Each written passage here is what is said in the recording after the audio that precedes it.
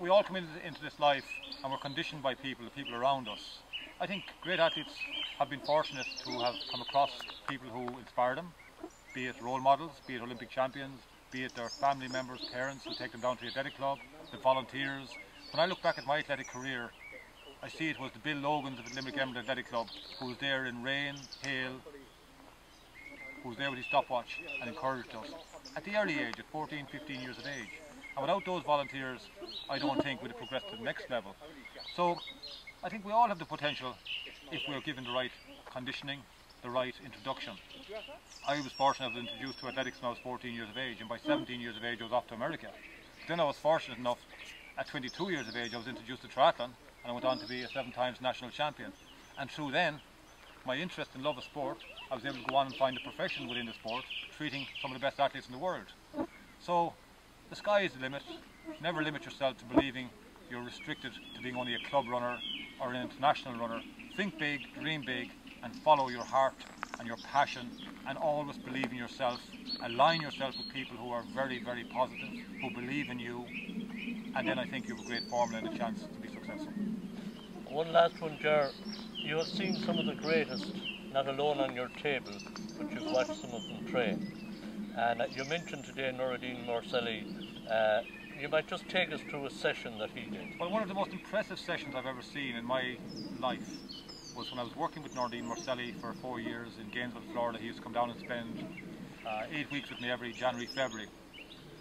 And Eamon Coughlin was staying with me at the same time, and I asked Eamon, do you want to see something very special? And he said, what is it? And I said, it's a session that Nuruddin is going to do tomorrow, Tuesday, 3 o'clock at the athletics track. 12 400s on the athletics track. Each 400 was ran in 51.2 to 51.9 seconds, metronome. But most athletes, once they finish a fast 400, they do an interval. They'll jog 200 metres and go again. Now physiologically, that disperses lactic acid, so you recover quicker. So Nuruddin Morselli was the first athlete that I saw that actually stopped. Straight after running the 51.2, he'd stop, put his hands on his knees, take some deep breaths. 10 seconds before the minute was up, his coach, his brother who's now deceased unfortunately, was killed in a car accident, he would ask him to go back to the starting line, count down 9, 8, 7, 6, 5, 4, 3, 2, bang, and off Nuruddin was gone again. Stopwatch started, and Nuruddin would bang off another 51.6 or whatever it may be. 12 400s with a standing rest recuperation meant that he was incurring an awful lot of lactic acid into his legs. So he had to train his body to tolerate lactic acidosis. So he physiologically overcame that very, very painful condition of lactic acid in your systems. So when it came to our 1500 metre championships, at 1200 metres, 1300 metres, when it got tough, he actually had trained his body physiologically better than those who jogged their interval. And I think I saw Paula Ratcliffe doing similar sessions, and I believe athletes should be tougher in training, harder with they'll run very good reps, but their interval, the space in between the reps is too long, and they're taking the easy option. They're not going into a very, very hard physiological hurt and state of pain. And it's been a great day in Killaloe, and thanks to yourself for your hospitality as well. We're now nearly eaten alive by midges up here in yes, they're terrible. Up in the hills here. But a final one, meeting Dave Bedford today brings you back to an era of very, very tough athletes. Well, it brings me back, Frank, to an era that almost resonates so much that when I was 14 years of age starting athletics, Lasse Viren, Dave Bedford, Brendan Foster, they were the real, it was the pre-Seb Coe, Steve Ovett era by about 8 years. And these were the guys who were churning out, Dave Bedford, we heard stories of him churning out 220 miles a week, 3 times a day training.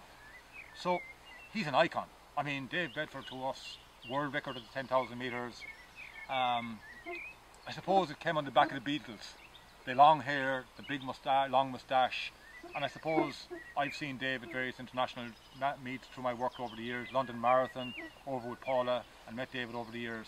And to this day, I look upon Dave as one of the real thoroughbred, completely driven pioneers of athletics. And we have another, of course, Limerick man with him here today, Neil Cusack, who you coached at one point. Yeah, well, when I was 15, 16, Neil, we'd heard, won Boston. He won the American Cross Country Championship. He won the AU Cross Country. He was a great athlete. And I remember one Christmas, I was home from my boarding school, and I was home for 2 weeks, and my dad drove me out to the track. It was a very wet, wintry Christmas evening. My coach, P.J. O'Sullivan, had his group, and out to the track. And as we got there early, about 20 minutes before the rest of the athletes, my dad drove away for the hour and said he'd be back in about an hour. And what happened was, there was this metronome athlete going around, and it was Neil Cusack. And it was the first time I saw him in the flesh. And it was unbelievable. He was so picturesque. He was running 400s in 65 seconds with a 200-metre jog, and he just kept doing them. I remember when we were warming up around the bank, around Classy Bank, Classy Track around the top, there was Neil continuing these 400s, and it was like as if, when will he ever stop? And to think that 4 years later, 5 years later, I was on an American scholarship, and when we were on the long runs on a Sunday in Arkansas, we talked about the great Neil Cusack. And then when I came home from scholarship when I was 23 years of age, who did I start training with? Neil Cusack. 110 mile a week, 120 mile a week, interval sessions. 5 times 1 mile on the track in 4:32, 4:35, and I take one, Neil would take one, he'd take one, I take one. And then Neil Cusack, when I was 26 years of age, asked me would I coach him. And here I'm coaching, training with, and then coaching the guy I looked up to. And for 3 years I coached Neil Cusack, and he ran his fastest ever 10-mile road race when he won the Dromina 10. So I suppose Neil Cusack gave me an education that led me to treating the Ratcliffes, the great athletes like Greta Weitz, the great world record holders like Khalid Kanuchi, Haile Gebrselassie. So my first great marathon guinea pig, I suppose. I worked with Neil Cusack, I coached him, I trained with him. He didn't coach me, but I trained with him. I learned an awful lot from him about training, recovery, training hard, because Neil Cusack trained harder than a lot of athletes of the time. He actually left a lot of his great races on the training track by training, overtraining. So I suppose it's been fortuitous that I've been able to go on and work with so many record holders and marathon winners, because I had, as a training partner, a Boston Marathon champion, a Dublin Marathon champion, and then he asked me to coach him, which was a unique, for a 26, 27-year-old coaching, the person I aspired to, in some way, be an athlete like he was. Thanks a million for your time and your hospitality today. My pleasure, Frank. Good work.